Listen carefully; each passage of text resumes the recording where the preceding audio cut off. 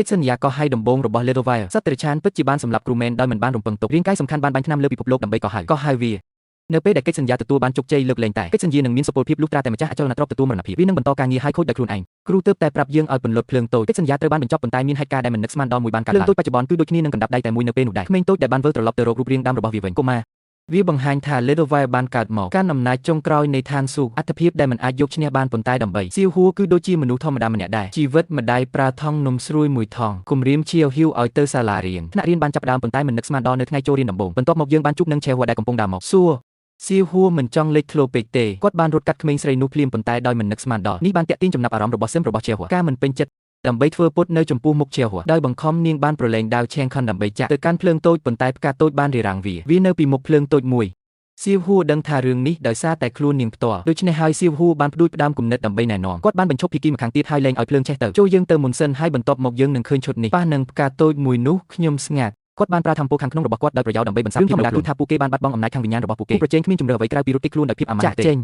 នៅពេលនេះជាហួរនៅតែចង់បន្តពេលសួរឈ្មោះជាហ៊ីវសៀវហួរព្រួយបារម្ភថាគាត់នឹងត្រូវសៀវហួរជាចាប់គូប្រជែងដ៏ស្វាហាប់ផ្សេងទៀតគាត់រត់ត្រឡប់មកវិញដោយមិនងាកក្រោយថ្នាក់រៀននិងមេក្រុមដែលជាស្ដេចអារ៉ាមេរៀនដំបូងនៃឈ្មោះថ្មីគឺអនុញ្ញាតឲ្យមិត្តរួមថ្នាក់សិស្សានុសិស្សបានទាមទារ50សេនឬច្រើនជាងនេះសិស្សចម្លែកនៅខាងក្នុងត្រូវបានកោះហៅគុណភាពរបស់សត្វចម្លែកកាន់តែខ្ពស់អ្នកនឹងទទួលបានកាន់តែច្រើនពិន្ទុកាន់តែខ្ពស់កាន់តែល្អការសាកល្បងនឹងចាប់ផ្ដើមឥឡូវនេះ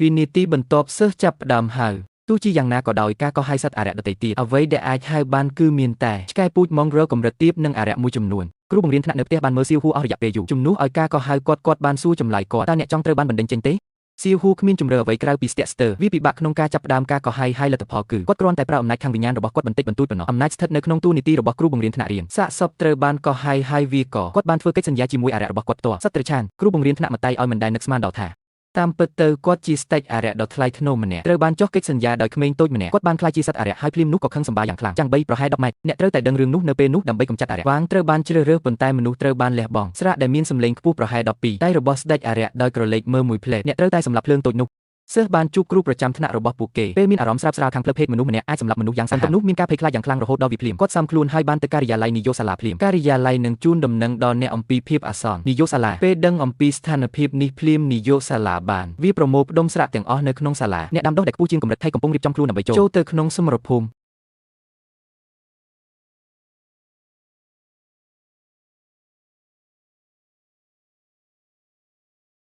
ន្ទឹមនឹងនេះដែរនៅម្ខាងទៀតអារក្សវាងបានពឹងផ្អែកលើភ្លើងតូចដើម្បីរាវដាលអារម្មណ៍ដែលគាត់បញ្ចេញចេញមកធ្វើឲ្យគាត់ត្រូវបានគេស្គាល់វាគឺ6ឆ្នាំមុនដែលខ្ញុំបានខាត់បងក្មេងម្នាក់ដែលមានរាងកាយរឹងមាំនៅពេលនេះសៀវហួរឈប់ចម្អិនអាហារព្រមមានស្ដេចអារក្សអ្នកគ្រាន់តែសិស្សដទៃទៀតមានការភ័យខ្លាចយ៉ាងខ្លាំងប្រសិនបើអ្នកចង់រស់អ្នកគួរតែសហការឲ្យបានត្រឹមត្រូវចូលរួមជាមួយខ្ញុំហើយស្ដេចអារក្សនឹងបញ្ចេញអំណាចរបស់វានៅវិនាទីបន្ទាប់ស៊ីមត្រូវបានវាយដំដោយភ្លើងតូចគាត់មកក្បា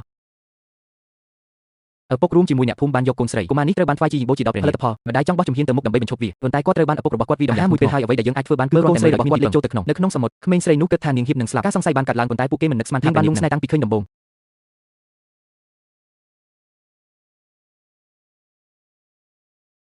ព្រះនាងបានត្រឡប់មកវិញនៅព្រឹកបន្ទាប់ពីមាននាងបានពិភាក្សាបញ្ហានេះជាមួយម្ដាយរបស់រៀបចំពិធីមង្គលការដេនរីតាការីនដឹងថាកូនប្រុសរបស់នាងពិតជារីករាយណាស់នៅពេលដែលប្រពន្ធខ្ញុំសម្រាប់កូនប្រុសម្នាក់ត្រូវបានប្រគល់ទៅឲ្យនាយករដ្ឋមន្ត្រីរៀបចំពិធីមង្គលការនាងចង់បានពូជញាតិទាំងមូលទេវតា10000អង្គបានយាងមកធ្វើសាក្សីពេលវេលាដ៏អស្ចារ្យនេះត្រូវតែបិទបាំងក្មេងស្រីនោះគឺជាមហាក្សត្រីនាងព្រះទន្លេដែលឈរនៅក្បែរនោះបានឃើញរឿងនេះខ្លាំងណាស់រហូតដល់ចង់លួចលាក់ទៅកាន់ពិភពមនុស្សលោកដើម្បីស្វែងរកនាងក្រោយមកខ្ញុំបានចូលទៅជិតនាងហើយសូមឲ្យខ្ញុំបានឡើងឋានៈជាអមតៈឆាប់នេះក្មេងស្រីនោះទើបតែត្រឡប់មកវិញពេលខ្ញុំមកដល់ផ្ទះវិញខ្ញុំឃើញថាម្ដាយខ្ញុំនៅតែកំពុងរងចាំខ្ញុំនៅឆ្នេរទាំងម្ដាយនិងកូនស្រីបាននៅឆ្នេរនេះណាស់ដែលបានជួបគ្នាបានចិត្តណាស់ប៉ុន្តែរឿងទាំងអស់នេះវាត្រឹមត្រូវហើយឪពុករបស់គាត់បានឃើញគាត់ជានាងដង្វាយរបស់ព្រះនៅដដែលពួកគេបានត្រឡប់មកវិញដើម្បីឲ្យអ្នកភូមិបានយល់ដឹងបានត្រឹមត្រូវគាត់បានក្រុងវីកូនស្រីរបស់គាត់ប្រសិនបើវាងាប់វានឹងត្រូវបានបញ្ជូនត្រឡប់ទៅទន្លេបានដោះស្រាយស្ថានភាពនេះណាសម្លឹងមើលរាងកាយទាំងមូលរបស់ព្រះទន្លេដែលហូរចេញឃើញពន្លឺពណ៌មាសពួកគេបានសន្និដ្ឋានថានេះហើយអមតៈបានចុះមកផែនដីហើយភ្លាមនោះពួកគេបានលុតជង្គង់ថ្វាយបង្គំឲ្យព្រះនៃទន្លេអត្តសញ្ញាណរបស់ម្ចាស់ក្ត្រីនាងមិនត្រូវបានពន្យល់ទេគាត់គ្រាន់តែនិយាយថាការចុះមកផែនដីមនុស្សរបស់ពួកគេបាននាំមកនូវពរជ័យដល់ក្រុមគ្រួសាររបស់ពួកគេហើយអាចបំពេញបំណងប្រាថ្នាទាំង3របស់គេឪពុកបានបង្ហាញការសង្ស័យរបស់គាត់ខ្ញុំចង់ញ៉ាំអាហារឆ្ងាញ់ព្រះទន្លេបន្ទាប់មកបានដាក់មន្តអាគមដើម្បីទាក់ទាញអាហារឆ្ងាញ់ឃើញបែបនេះពួកគេទាំងអស់គ្នាមានការភ្ញាក់ផ្អើលយ៉ាងខ្លាំងទោះជាយ៉ាងណាក៏ដោយសមាជិកត្រកូលទាំង9នាក់បានបន្ទាប់មកគាត់បានធ្វើបំណងប្រាថ្នាទី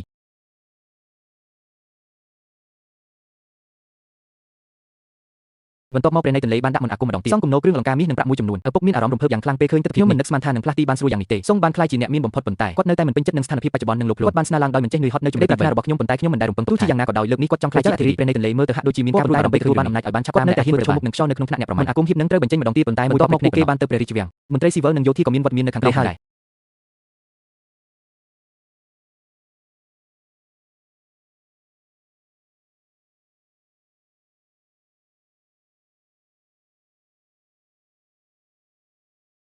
ប៉ុន្តែពេលមនុស្សម្នាក់មានលុយហើយអំណាចនិងឥទ្ធិពលពុករលួយទាំងពីររបស់គាត់អូនប្រុសម្នាក់របស់គាត់ត្រូវបានតែងតាំងជានាយករដ្ឋមន្ត្រីត្រូវបានតែងតាំងជាឧត្តមសេនីយ៍ប្រឈមមុខនឹងប្រពន្ធនិងកូនស្រីរបស់គាត់ប៉ុន្តែគាត់គ្រាន់តែចង់ផ្ដល់ឲ្យពួកគេហេបូដាំឡើយមានបំណងបណ្ដេញពួកគេចេញយើងគ្មានអំណាចដើម្បីបញ្ឈប់ពីទេពីព្រោះពួកគេដែលជាពូជនីតបានមកដល់អាណាចក្រមនុស្សលោកវិធីសាស្ត្រនេះអាចប្រើបានតែ3ដងក្នុងមួយឆ្នាំទេគ្រាន់តែពេលនោះក្មេងស្រីនោះអារម្មណ៍មួយបានកើតឡើងភ្លាមពីក្រពះរបស់ខ្ញុំក៏អាចមើលឃើញដោយភ្នែកទេផងដែរដបឿនកើនឡើងហើយនៅវិនាទីបន្ទាប់ស៊ុបនៀបមួយត្រូវបានដាក់ពងហើយពួកគេបានមើលចម្លែកនេះបានធ្វើឲ្យមនុស្សគួរឲ្យខ្លាចណាស់បាតុភូចម្លែកមែនការរៀបចំពិធីមង្គលការត្រូវបានរំខានប្រជាជននៃពិធីជប់លៀង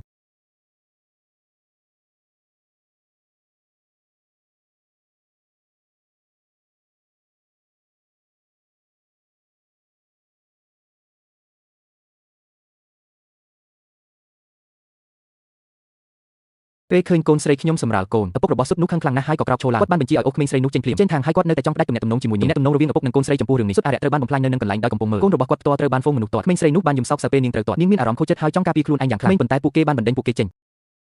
ភ្លាមនោះនាគព្រះនៃប្រាសាទសមុទ្រការជិះចាប់យ៉ាងខ្លាំងបានចាក់ចូលទ្រូងរបស់ខ្ញុំគាត់មិនយល់ថាមានអ្វីកើតឡើងទេនៅពេលនេះទីស្ករនាគបានមកដល់ព្រះជ្រាបថាកូនរបស់ទ្រង់ហៀបនឹងប្រសូតមកមានអ្វីមួយបានកើតឡើងទ្រង់ខ្ញុំជឿឥឡូវនេះព្រះអង្គម្ចាស់នាគប្រកាសជាបានជួបប្រទះនឹងគ្រោះថ្នាក់ដូច្នេះគាត់ក៏ប្រញាប់ប្រញាល់ទៅបានជួយសង្គ្រោះប្រពន្ធនិងកូនរបស់គាត់ពីពិភពនៅពេលនេះស៊ុបនាគគឺឆ្មាំបានទាត់វាចេញហើយវាបានបុកគាត់ពេលវេលានៃការចុះចតលើសភ្លាមនោះពន្លឺពណ៌មាសបានគ្រប់ដណ្ដប់អ្វីទាំងអស់